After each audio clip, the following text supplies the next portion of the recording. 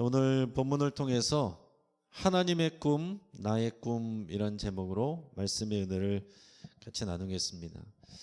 예전에 미국에서 이제 화물선 한 대가 자욱한 안개를 뚫고 이렇게 지나가는 어두컴컴한 밤에 이렇게 항해를 하고 있었습니다. 그런데 선미에서 이제 허드렛 일을 하는 이제 흑인 소년 하나가 그 밤중에도 뒤에서 일을 하다가 그만 발을 잘못 디뎌서 바다에 빠지게 됩니다. 그래서 막 소리를 치고 뭐 해봤지만은 뭐 배가 크니까 아무도 듣지를 못하고 배가 점점 멀어집니다. 배를 향해서 아무리 수영을 해서 쫓아가 보려고 하지만은 전혀 가까워지지가 않습니다. 눈에서 배가 사라졌습니다. 그래서 그 순간에 이 흑인 소년이 모든 것을 포기할까 이런 생각을 했어요. 그랬다가 불현듯 자기를 향해서 자상하게 미소 지어주고 친절하게 해줬던 그 선장의 그 미소가 떠올랐습니다. 그래, 이 선장님이라면은 내가 없어진 것을 알고 나를 찾으러 돌아와 주실 거야, 이런 생각을 하면서 버티고 또 버텼습니다. 그런데 정말로 그 선장이 배에서 이 소년이 사라진 것을 알아채고서는 이 소년을 찾으러 되돌아가자고 그랬습니다. 그랬더니 선원들이 이 시간에 벌써 찾아가도 빠져 죽었을 겁니다. 지금 이렇게 가는 것은 무의미합니다. 그 선원들이 대부분 다 반대를 했어요. 아니다, 그래도 구하러 가야 된다. 그러니까 선원들이 뭐 이건 다 그 허드렛이라는 뭐 흑인 소년 아이, 그게 뭐 지금 중요하다고 우리가 지금 가야 할 길을 중요한데 돌아가야 됩니까? 입 다물고 조용히 하라고. 그 아이를 나는 구하러 가야겠다. 이렇게 하고서 그 배가 뒤돌아왔습니다. 그랬더니 정말로 그 빠졌던 자리에 이 흑인 소년이 어프어프하면서 버티고 있었어요. 그래서 결국에는 이 소년을 구원하게 됩니다. 그래서 그 선장이 물어봤다고 그래요. 너는 내가 되돌아올 것을 어떻게 알고서 이렇게 버티고 있었니? 저는 선장님이 분명히 돌아올 줄 믿고 있었습니다. 왜냐하면 선장님은 그런 분이시니까요. 뭐 이런 예화가 있습니다. 이 얘기를 듣고서 이 선장이 굉장히 감동을 하고 서로 이제 부둥켜 안았다라는 이제 그런 이야기인데요. 이 선장이 그 아이에 대한 그런 따뜻한 마음이 있었고 또 이 아이가 선장에 대한 신뢰가 분명히 있었기 때문에 이런 구원의 사건이 있었다 하는 것을 우리가 생각을 할 수가 있습니다. 아마 좀 잠시 후에는 우리 한국 여자 배구가 또 이제 뭐 4강을 하죠. 아마 4강을 하는데 그 한국 여자 배구가 얼마 전에 그 도미니카 공화국인가요? 거기하고서 이제 한참 경기를 할 때 잠깐 중간에 봤던 기억이 나는데 굉장히 인상적인 장면이 있었습니다. 여러분들도 우리가 언론을 통해서 알다시피 우리나라 지금 우리 한국팀의 배구 실력이 여기까지 올라올 수 있는 실력이 안 됩니다. 객관적으로 8강 전력에도 치지 않았어요. 그런데 지금 4강까지 올랐단 말이죠. 근데 그때 도미니카 공화국하고 경기를 하고 있을 때 제4세트 거기서 지고 있었어요. 그런데 중간에 작전 타임이 불렀습니다. 그래서 모여있는데 그때 김연경 선수가 그 다른 이 후배 선수들을 보면서 이렇게 독려하는데 뭐라고 그랬냐면은 해보자 이 말을 5번이나 한 거예요. 후회하지 말고 해보자. 그러면서 이 선수들이 정말 그때 힘을 내더니 결국에는 우리가 아는 것처럼 그 도미니카 공화국을 이겨버렸습니다. 그리고 이후에 일본 팀도 이겨버리고 터키 팀도 이겨버렸어요. 굉장히 놀라운 일입니다. 그러면서 지금 이제 연일 언론에서도 보도하는 것을 보면 이 김연경이라는 선수 한 사람의 이 놀라운 리더십, 객관적인 실력으로는 떨어질 수밖에 없지만 이 절대적인 리더 한 사람이 이렇게 스스로 희생하고 열심히 하고 그렇게 독려하고 힘을 불어넣어주고 그것으로 인해서 그 후배들과 그 팀원들이 그 리더십을 믿고 함께 따라올 때 이런 엄청난 놀라운 일이 벌어질 수 있구나. 그런 감동의 드라마를 지금 쓰고 있습니다. 저는 그런 것을 보면서 뭘 생각했냐면은 참 리더가 대단하다 이런 생각을 드는데, 리더가 대단해도 또 선장이 대단해도 그 흑인 소년이 선장을 신뢰하지 않았다면, 그리고 그 배구 팀원들이 그 리더의 말에 따르지 않았다면 그런 놀라운 감동의 역사들은 일어나지 않았을 것입니다. 그런데 하나님께서 우리의 선장이 되시고 하나님께서 우리의 리더가 되시는데, 그런 선장이나 그런 일개의 선수하고 비교도 되지 않는 그런 우리 하나님이신데, 하나님이 우리의 대장 되시는데 우리는 하나님을 얼마나 신뢰하고 따르고 있을까 하는 생각을 해봤습니다. 여기 스태프들도 앉아 계시지만은 여러분들은 어떻습니까? 여러분들도 한번 생각해 보세요. 나는 하나님을 얼마나 신뢰하고 있는가? 내가 주여 주여 한다고 신뢰하는 게 아닙니다. 주여 주여 열심히 기도하고서 여전히 불안해하고 두려워하고 믿지 않으면 신뢰하지 않는 거거든요. 하나님을 신뢰하면 하나님께 맡기는 겁니다. 그리고 내 앞에 지금 길이 보이지 않아도 순종하면서 나가는 것이 신뢰하는 것입니다. 요즘에 새벽 설교를 통해서 이사야 말씀을 나누고 있습니다. 이사야 말씀을 나누고 있는데 제가 마음이 참 답답해요.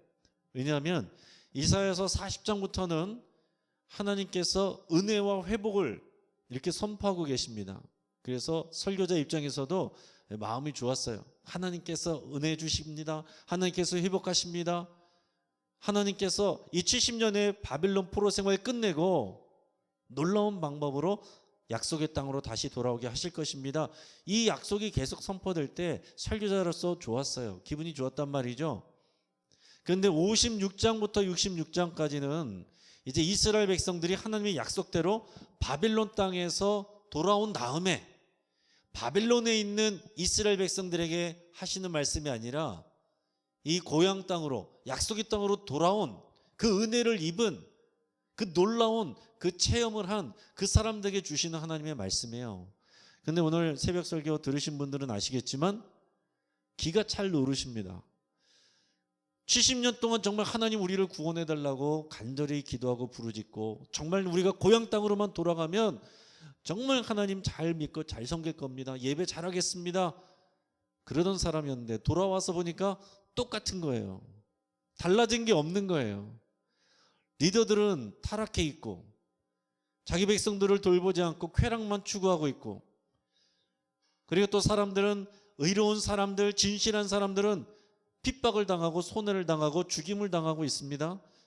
그리고 백성들은 하나님이 아니라 우상을 사랑하고 우상을 섬기는 그 일에 하나님께서 너희가 간음하고 있다라고, 음행을 하고 있다라고 그렇게 하나님께서 지적하시는 그런 모습을 보게 되는 거예요. 그러면서 제 마음이 참 민망해지더라고요. 어떻게 보면 하나님이 참 안쓰럽기도 하고, 하나님께서 뭐 이런 사람들을 당연히 몇 번 내쳐도 할 말 없는 이런 백성들 왜 여전히 끌어안고 계실까? 물론 하나님께서 그렇게 하셨기 때문에 그 역사가 이어져서 오늘 저와 여러분들이 오늘 이 자리에서 하나님 앞에 믿음으로 나가고 있는 거죠. 그러니까 이스라엘 백성들의 잘해서 그런 거 하나도 없고 정말로 버림받아 마땅한 사람들이었지만 이 하나님 때문에, 하나님의 은혜로 그렇게 하나님께서 끝까지 붙들고 계신다 하는 것을 생각하게 됩니다. 그러면서 우리 자신을 돌아보게 되는 거예요. 우리가 하나님 이것만 해결해 주시면, 하나님 내가 이 문제만 좋아지면, 하나님 내가 이 문제만 해결이 되면, 내가 병만 나으면, 내가 정말 이거에서 큰 건이 돼서 내가 경제적으로 숨통이 트이면, 내가 빚만 갚으면, 바쁜 일만 없으면 다 잘할 것 같지만 사람은 그렇지 않다라는 것입니다. 바로 지금 이 순간에 하나님께 헌신하고 하나님을 신뢰하고 하나님께 내 삶을 맡겨야지, 나중에 이것만 잘 되면 그렇게 말하는 거 아무 소용이 없다라는 것입니다. 그 역사적으로도 이스라엘 백성들이 다 보여준 거예요. 여러분, 우리의 꿈이 혹시라도 꺾이는 일이 있더라도 여러분 절대 실망하지 마시기를 바랍니다. 이 이스라엘 백성들의 모습을 통해서 보면 우리가 뭘 알 수 있습니까? 사람의 생각과 사람의 계획과 사람의 의지는 믿을 것이 못 된다 하는 게 결론이에요. 오직 그럼에도 불구하고 하나님의 계획과 하나님의 꿈은 그대로 이어지고 역사하시더라라는 것입니다. 남아있는 믿음의 소수를 통해서 하나님은 그들에게 소망을 가지고 그들 통해서 하나님의 역사를 이루어 가시더라 하는 것입니다. 여러분, 하나님께서는 사람 많이 모였다고 흥분하지 않습니다. 하나님은 속지 않으세요. 사람 많이 모였다라고 해서 그 사람들이 다 하나님을 신뢰하고 하나님을 의지하고 믿음으로 순종하는 거 아니거든요. 정말로 하나님 의지하고 소망하고 신뢰하고 순종하는 믿음의 소수, 하나님은 그들을 통해서 하나님의 일을 행하십니다. 정말 우리가 하나님의 손에 붙들려 있으면 여러분, 우리의 꿈은 깨어져도 괜찮은 것입니다. 우리의 계획은 틀어져도 괜찮은 것입니다. 우리의 기대가 깨져도 괜찮다라는 거예요. 우리를 통해서 역사하시는 하나님의 꿈이 우리에게 그대로 이루어질 것을 우리가 신뢰해야 됩니다. 여러분, 이것이 우리가 하나님을 신뢰한다는 그런 뜻이에요. 하나님을 신뢰하기 때문에 내가 계획한 것들이, 내가 원하는 것들이 다 이루어져야 된다, 이거 아니다라는 것입니다. 그렇게 하나님께서 해줘도 사람들은 금방 변해요. 이것만 내가 응답 받으면 잘할 것 같지만 그거 응답 받고 나면은 그것으로 인해서 바빠진 삶 때문에 또 하나님 앞에 나오지 않는 일들이 허다하게 많습니다. 제 자신도 그렇고 여러분도 그런 일들이 많을 것입니다. 여러분, 우리가 생각해야 되는 것은 뭐냐면 우리는 예수님을 믿고 이제는 예수 그리스도와 함께 죽고 예수 그리스도와 함께 사는 사람들이에요. 이제는 내 이름은 없는 것입니다. 나는 주와 함께 죽고 이제는 나를 위해서 죽으신 예수 그리스도를 믿는 믿음 안에서 사는 것입니다. 사나 죽으나 하나님의 영광을 위해서 사는 사람들이에요. 예수님께서 죽을 때까지 순종하셨는데 우리가 예수님 믿고 구원받았다는 것, 그래서 우리가 그리스도인이 되었다는 것, 그것은 우리도 죽기까지 하나님께 순종하는 그 삶으로 부름받았다는 것을 의미하는 것입니다. 내가 하나님 믿으니까 하나님 나 도와주세요, 내 마음대로 돌아다니면서 하나님 나 도와주세요, 이거 왜 안 도와주세요, 이거 왜 해결해 주지 않으세요, 이게 신앙생활이 아니다라는 것입니다.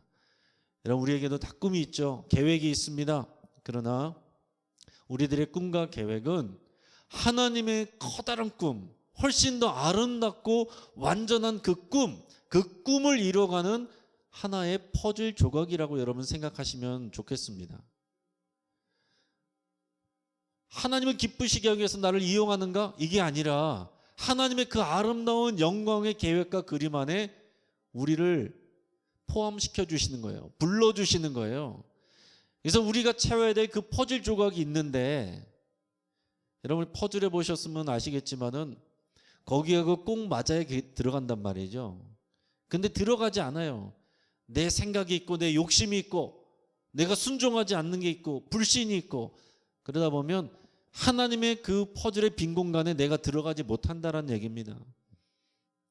그래서 하나님은 삶을 통해서 또 사람을 통해서 우리를 단련하시고 깎으시고 또 성장케 하시고, 그래서 하나님이 채우시고자 하는 그 퍼즐, 거기에 빈 조각, 거기에 빈 공간에 우리를 맞춰서 성장케 해서 성숙하게 해서 거기에 꼭 맞게 우리를 사용하신다라는 것입니다. 여러분, 이 하나님의 꿈을 마음에 품으시기 바랍니다. 우리가 앞에서 노래했던 것처럼 하나님의 꿈이 나의 꿈이 되기를 여러분 그렇게 기도하시고 소망하고 선포하셔야 됩니다. 그게 우리의 진짜 믿음이에요. 여러분, 이제 한국교회에 대해서 잠깐 얘기할 때, 우리 한국교회는 정말 특별하게 하나님께서 사랑하시고 사용하는 그런 교회입니다. 다른 어떤 이 기독교 역사에서 이런 데가 없어요. 한국교회 같은 교회가 없습니다. 기본적으로 다 선교사가 들어가서 선교사가 복음을 전하고 선교사가 교회를 세우고 그렇게 하는데, 우리는 정식으로 선교사가 들어오기 이전에 이미 세례받은 사람도 있고 이미 신앙 공동체도 있고 이미 복음 전하는 자도 있고 이미 우리 스스로 교회를 세우는 그런 아주 놀랍고 특별한 그런 나라였습니다. 우리가 선교사님 하면, 공식적으로 들어온 선교사님 하면 우리가 아는 선교사님은 언더우드 아펜젤러죠. 언더우드와 아펜젤러. 언더우드는 장로교 선교사, 아펜젤러는 감리교 선교사입니다. 두 사람이 같이 조선 땅에 입국할 때, 배에서 내릴 때 누가 먼저 내리느냐, 이것이 좀 처음에 신경이 쓰였대요. 별거 아니지만은 조선 땅에, 이 미지의 땅에 장로교가 먼저 발을 내딛느냐, 감리교가 먼저 발을 내딛느냐, 이게 하나의 어떤 자존심처럼 그렇게 될 수 있는 거거든요. 하나의 역사기 때문에 이분들이 어떻게 했냐면은 두 손 꼭 잡고 같이 내렸대요. 자, 그런데 중요한 건 뭐냐? 이 언더우드, 아펜젤러 이 선교사님들 이전에 이미 이 땅에는 자생적으로 신앙 공동체가 있고 세례받은 사람들이 있고 복음 전하는 사람들이 있고 우리말 성경이 있었다라는 놀라운 사실입니다. 하나님께서는 우리 한국교회를 그렇게 특별하게 사용하셨습니다. 그래서 우리 한국교회의 초기 역사, 이 선교 역사, 여기에서 우리가 자랑스럽게 기억해야 될 그 이름들이 있어요. 여러분 몇 번 들어보신 적이 있을 거예요. 그러나 듣고 잊어버리셨을 텐데 오늘 다시 한번 제가 말씀을 드려보겠습니다. 우리의 첫 번째 사람은 백홍준이라는 사람이에요. 백홍준. 저희 그림에 보이는 모습인데 저 사람이 이제 백홍준이라는 사람입니다. 자, 이 사람은 우리 한국교회 역사에서 최초의 수식어를 대부분 다 가지고 있는 사람이에요. 이 백홍준이라는 사람은 우리 한국교회의 최초의 사도라고 불립니다. 이 사람이 존 로스 선교사와 함께 이 조선어 성경 번역에 참여한 사람이에요.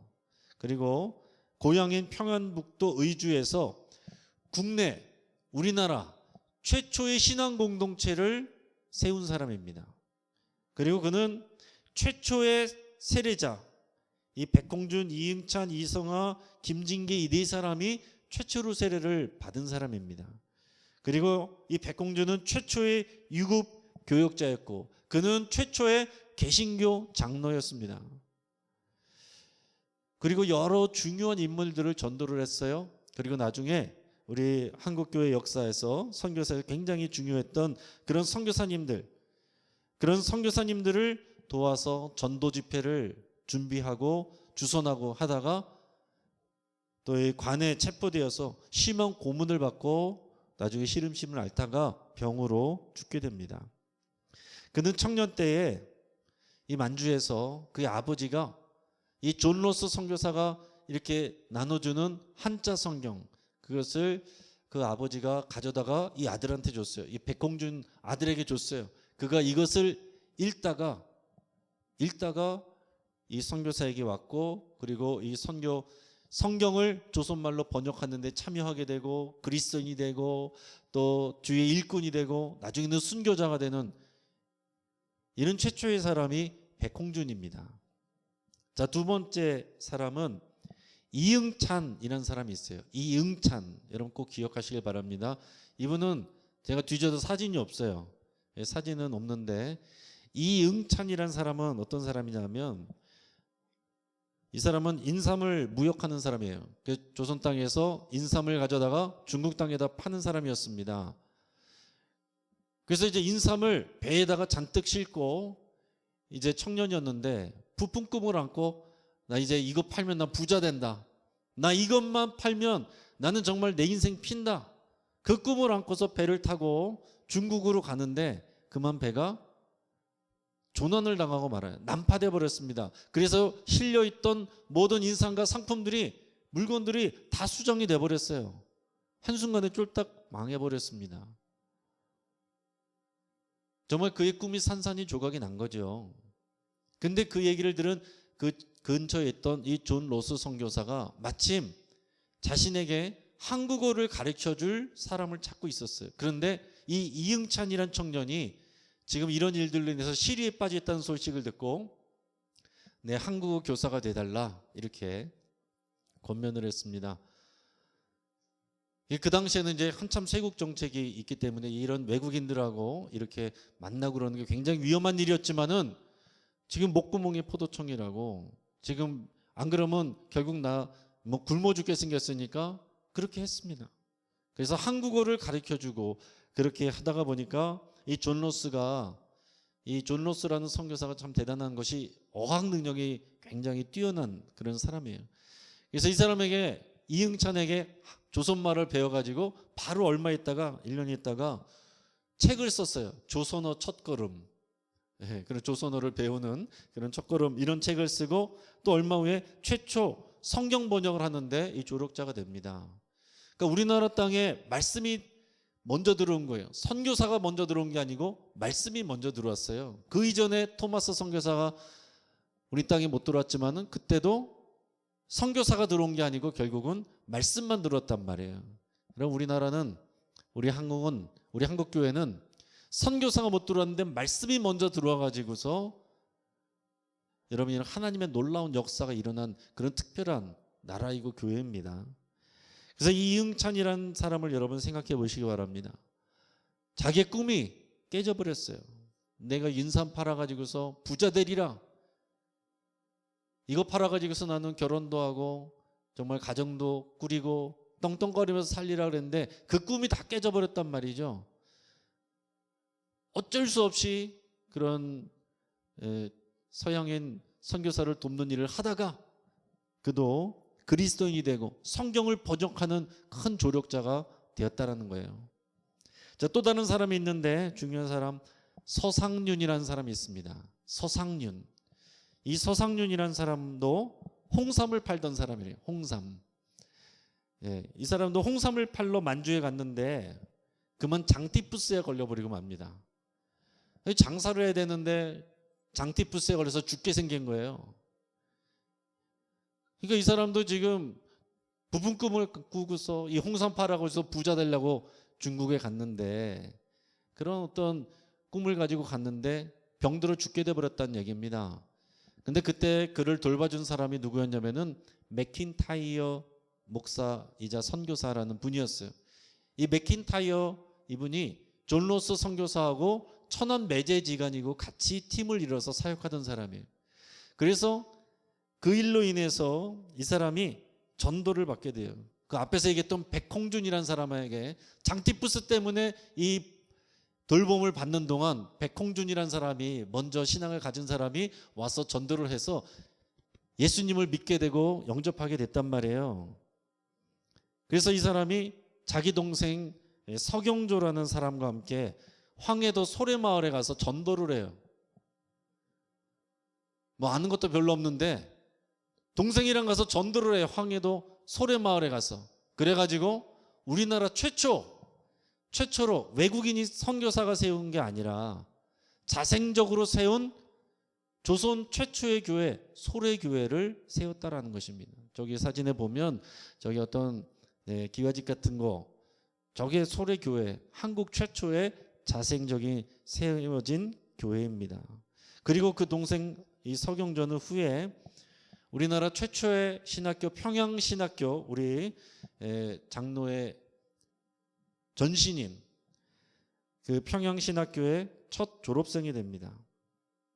그리고 권서인이 됐는데 권서인은 뭐냐면은 성경을 이렇게 배포하는 사람이 권서인이에요. 그러니까 성경을 나눠주면서 전도를 하는 일을 한 것입니다. 그리고 우리 한국교회 역사에서 중요한 마포 삼열 선교사, 배위량 선교사 이런 선교사님을 도우면서 함께 활발하게 복음을 전했습니다.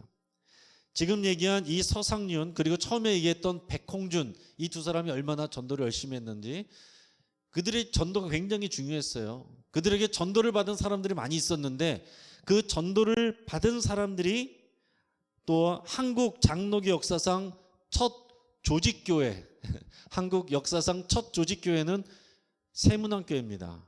우리 통합 측에 세문안교회를 세우게 되는데 그 세문안교회 처음 개척 멤버가 14명인데 14명 중에서 13명이 이 서상륜하고 백홍준이 전도한 사람들이라는 거예요.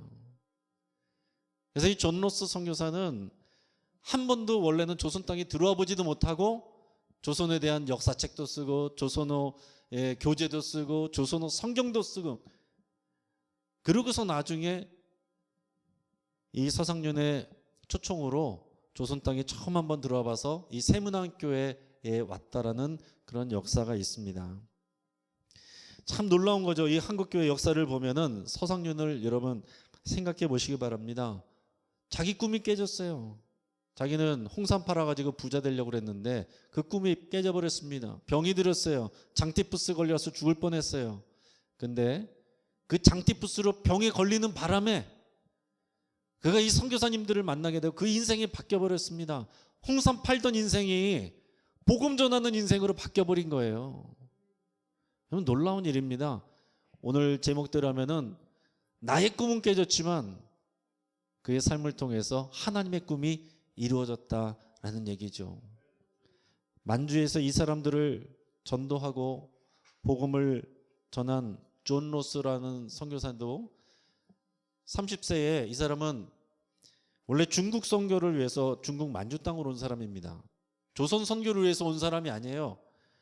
만주에 온 사람입니다. 만주에 와서 중국 선교를 하려고 온 사람이에요. 그래서 결혼한 지 얼마 안 된 신혼부부, 그리고 아기를 낳는데 아들을 낳았어요. 아기가 난 지 한 달밖에 안 됐는데 만주의 땅에 왔는데 영하 25도가 더 내려가는 그 추운 땅에서 아기를 낳는데 한 달 만에 그 아내가 신혼부부인데 산후조리를 잘 못해서 그만 죽고 맙니다.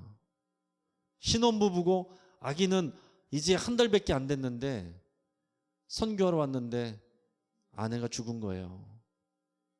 그래서 전혀 와보지도 않았던, 처음 와봤던 그 만주라는 땅에, 미지의 땅에 그 차가운 땅 밑에 아내를 묻었을 때, 그리고 한 달짜리 자기의 아기를 안고 있을 때 이 선교사가 선택할 수 있는 것은 무엇일까요? 여러분이 그런 상황이라면 어떤 것을 선택할 수 있겠습니까? 먼저는 하나님을 원망할 수 있겠죠. 하나님, 이게 뭡니까? 내가 하나님 위해서 산다고 이렇게 했는데 하나님 왜 나를 안 지켜주십니까? 내 아내가 죽어갈 동안 하나님 뭐 하셨습니까? 따져 물을 수 있어요.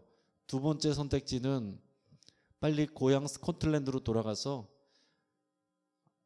아이도 키우고 재혼도 하고, 그래서 다시 힘을 키워가지고 여유가 되면 다시 선교하러 나올 수도 있었어요. 근데 존 로스의 선택은 뭐였냐면은 유모를 구해서 유모에게 아이의 육아를 맡기고 자기는 선교를 위해서 중국어 공부했어요. 그래서 그 다음에 중국어 교재도 써냅니다. 그래서 이렇게 중국어 선교를 준비하던 사람이었는데 원래 조선에 대한 선교는 그가 자기의 사명이 아니었어요. 근데 관심이 있었죠. 얘기는 들었습니다. 그 당시 조선이라는 땅에는 쇄국 정책, 흥선대원군이 가지고 있었던 그런 쇄국 정책을 해서 꽁꽁 나라 문을 걸어잠그고 있는 그런 때였어요. 그래서 이 사람이 이 백홍준이나 이런 사람들을 만나려고 왔던 데가 고려문이라는 곳인데, 만주의 고려문이라는 곳이에요. 저기 사진 잘 그림 보시면은 오른쪽 우리나라에 뭐 신의주 있고 압록강 건너서 만주 땅으로 쭉 들어가면은 고려문이라는 곳이 있는데, 거기에 이제 조선 땅이 들어올 수는 없으니까 조선 땅에서 이렇게 장사로 나오는 젊은이들을 만나려고 그 고려문에 있었던 거예요. 그래서 원래 스코틀랜드 선교부하고는 이제 마찰을 많이 빚었다라고 그래요.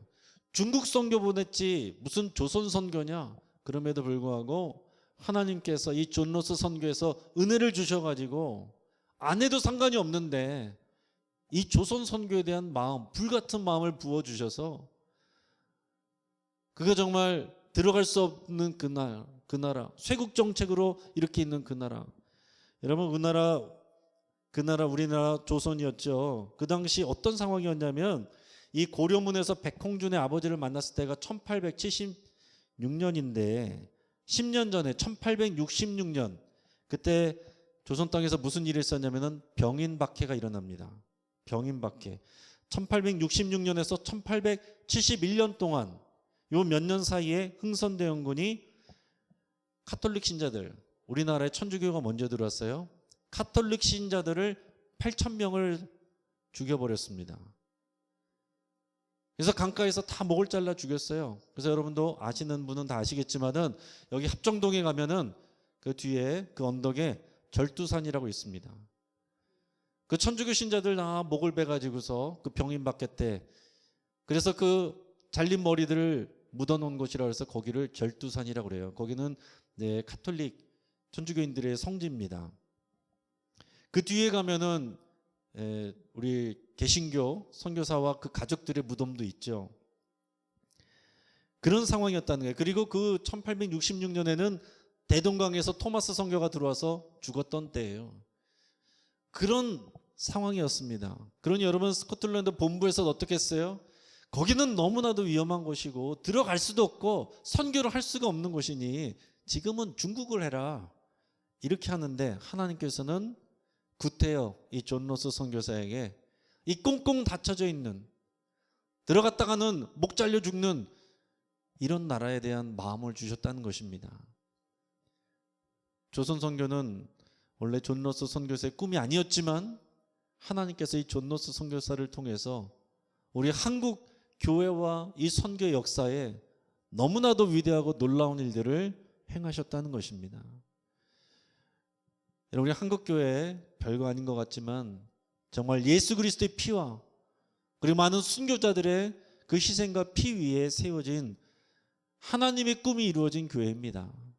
여러분 정말 귀하게 여기셔야 되고, 저와 여러분들이 그 하나님의 교회의 성도들이라는 것, 이것은 우리가 하나님의 꿈의 퍼즐이라는 것이에요.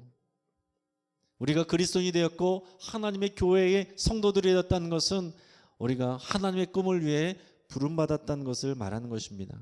오늘 본문 말씀 이사야서 52장 7절 같이 한번 읽어보겠습니다. 자, 시작. 좋은 소식을 전하며 평화를 공포하며 복된 좋은 소식을 가져오며 구원을 공포하며 시온을 향하여 이르기를 내 하나님이 통치하신다 하는 자의 산을 넘는 발이 어찌 그리 아름다운가. 아멘. 자, 여러분, 하나님께서 뭐라고 말씀하시는지 보세요. 자, 이 말씀은 바벨론 땅에 이스라엘 백성들이 포로로 잡혀가 있을 때 그들에게 주신 말씀이에요.